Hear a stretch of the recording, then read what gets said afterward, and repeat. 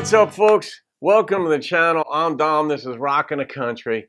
I'm doing a donation request today, and of course, I love doing these because it just shows how much heart you guys have that you really want to see me react to a given song. So it's like humbling for me. But I also love Mo Pitney, and I haven't done a reaction to Mo in quite a while. And Mo and his sister Holly McCubbin, now she married, are just phenomenal.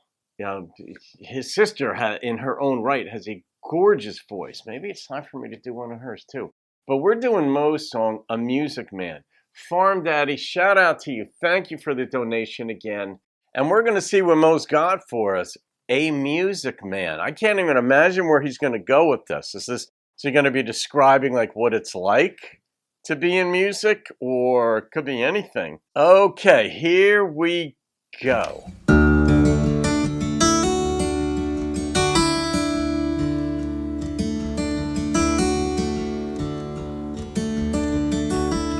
I didn't come here to be famous or to see my name in lights. I didn't come here for the money. Awards don't even cross my mind. He'll be getting a few in his time. But as long as I can remember, I've had a guitar in my hand. It's like God looked at me from heaven, said, I think I'll make a music man.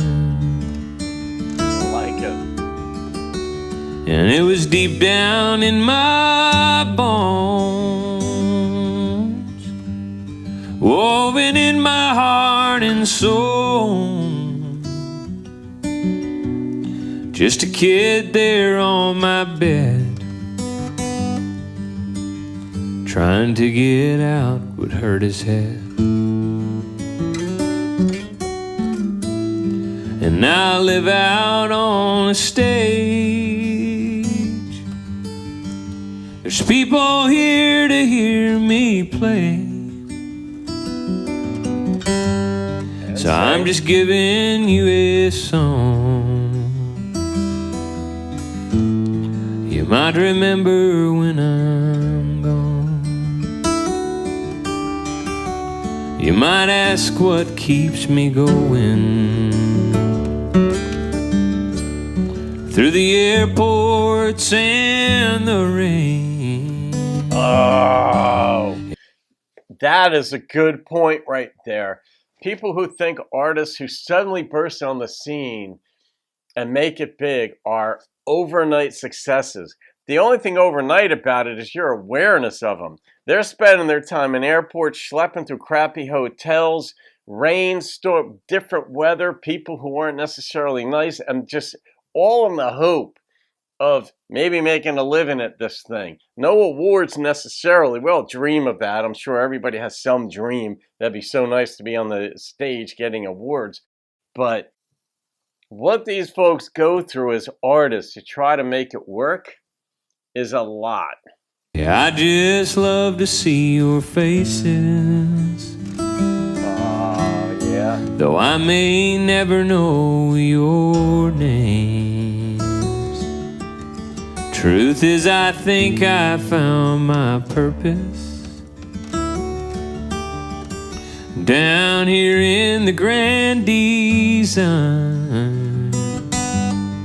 That's just to sing the words God gives me, to know He's with me all the time. And it's deep down in my bones, woven in my heart and soul. Still a kid out on the road that don't ever have to be alone. And now I'm on another stage, You're all here to hear me play,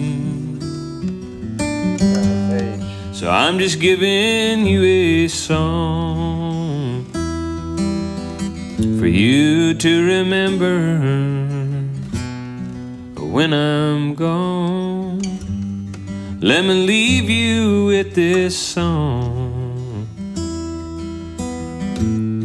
You might remember when I'm gone.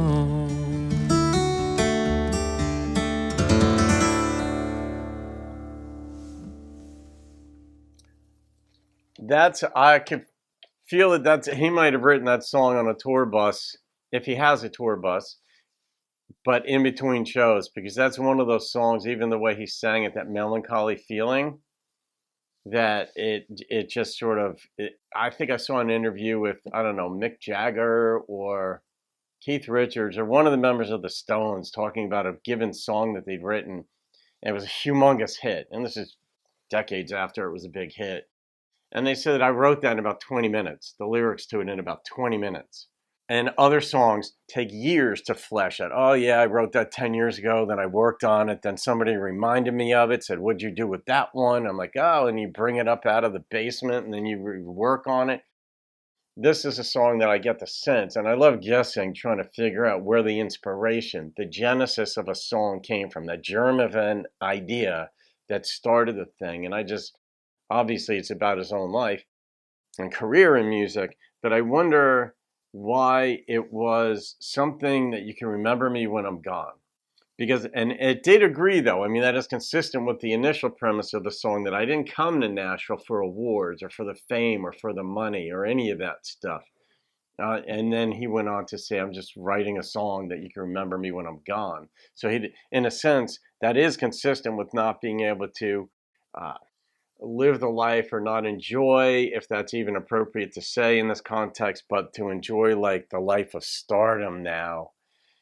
It's just, when I'm gone, maybe you remember me. And the digital age, the recording age, the electronic age makes that possible, where, I mean, the songs I do on the channel, Red Sylvain and Johnny Horton and folks like that, so long ago, it's only because we're able to put them down.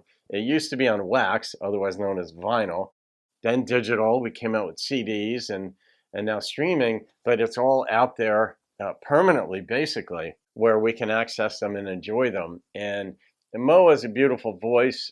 You know, there's something, when I heard him sing George Jones's Who's Gonna Fill Their Shoes, which I've reacted to, it's one of my most viewed video on the channel, I was stunned, spellbound. His voice, his presentation, his maturity, all of that. And I, as well as others on the channel, were like, please don't let Nashville get their hooks in them and go pop music. And he hasn't done that.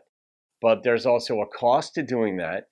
I don't know how many people attend most shows when he performs.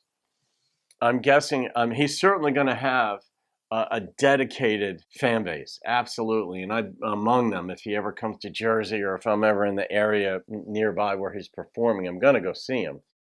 But I think he's a lot of fun. I've seen him in like smaller venues where people recorded it with their camera and posted it online with their phone.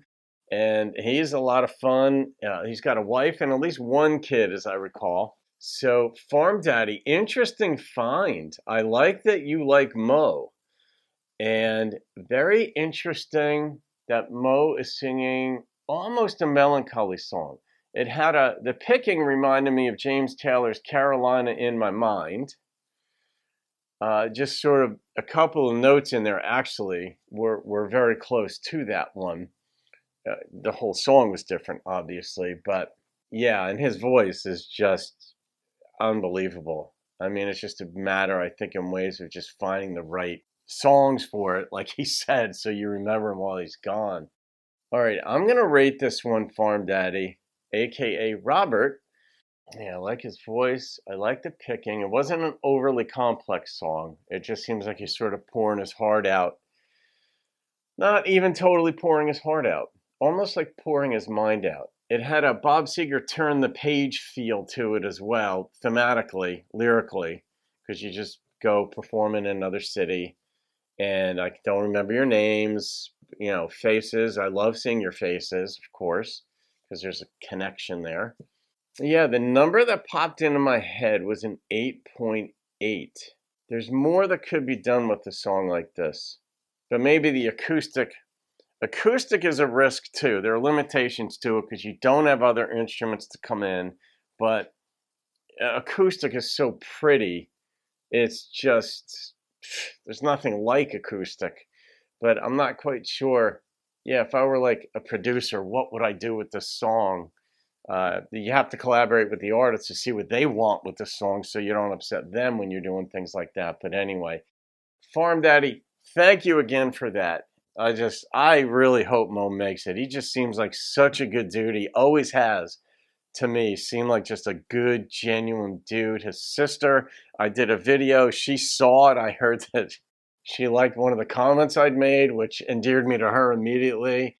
But I mean, the family just has talent, and I just would love to see that just explode more in the scene. Because I root for nice people. Nice, talented, just, I love, love, love to see those folks make it. And Mo has a big name already. Would just love to see even more. I just hope more for him. So there you go. Okay, folks, have a great day. I'll see you on another video. Keep rocking the country.